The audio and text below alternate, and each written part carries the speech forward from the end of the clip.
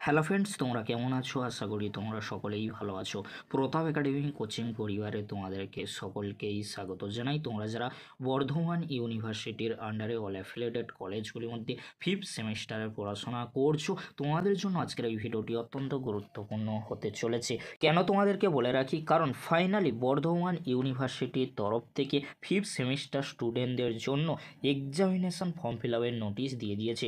চলো নোটিশের মধ্যে কী রয়েছে আমরা স্ক্রিনে দেখে নাও। তোমাদেরকে বলে রাখি, তোমরা যারা ইউজি সিবিসিএস এর আন্ডারে ফিফথ সেমিস্টারে পড়াশোনা করছো বর্ধমান ইউনিভার্সিটির আন্ডারে, তোমাদের জন্য ফাইনালি এক্সামিনেশন ফর্ম ফিল আপের নোটিশ কিন্তু দিয়ে দিয়েছে।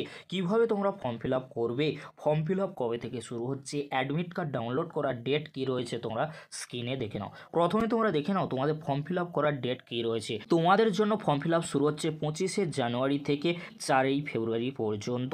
আবারও তোমাদেরকে বলে রাখি, তোমাদের জন্য এক্সামিনেশন ফর্ম ফিল আপ শুরু হচ্ছে 25শে জানুয়ারি থেকে 4ই ফেব্রুয়ারি পর্যন্ত। তার পরবর্তীতে তোমরা অ্যাডমিট কার্ড ডাউনলোড করতে পারবে। অ্যাডমিট কার্ড ডাউনলোড করার ডেট রয়েছে 7ই ফেব্রুয়ারি। তার পরবর্তীতে তোমরা দেখে নাও অ্যাডমিট কার্ড ডাউনলোড করার পরে তোমাদের এক্সাম কবে থেকে শুরু হবে। এক্সামের টেন্টেটিভ ডেট দেওয়া হয়েছে 11ই ফেব্রুয়ারি টু 22শে ফেব্রুয়ারি। তাহলে কি তোমাদের 11ই ফেব্রুয়ারি থেকে এক্সাম শুরু হবে?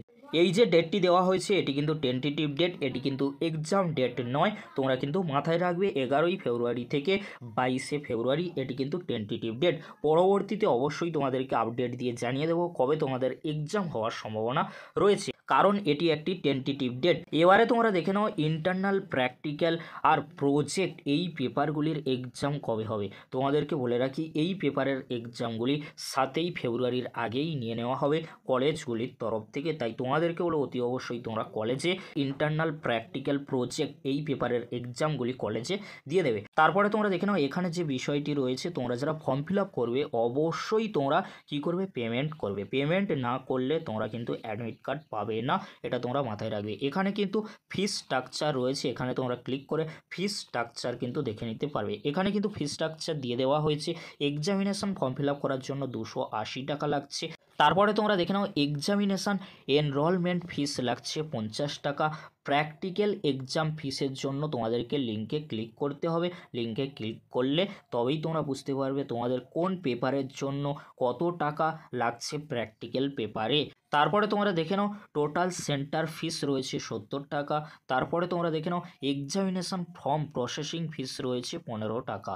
আর তোমাদেরকে বলে রাখি, তোমরা যখন ডিপোজিট করবে ইউনিভার্সিটিকে, তোমাদেরকে টোটাল ফিস পেমেন্ট করতে হবে 280 টাকা আর 50 টাকা। এই টাকা তোমাদেরকে ইউনিভার্সিটিকে পেমেন্ট করতে হবে, বাদবাকি তোমাদেরকে কী করতে হবে, কলেজগুলিকে পেমেন্ট করতে হবে। এবারে তোমাদেরকে বলে রাখি, এই যে তোমরা ফিস স্ট্রাকচারটা দেখে নিলে, এই ফিসগুলি তোমাদেরকে পেমেন্ট করতে হবে কলেজগুলিকে আর ইউনিভার্সিটিকে।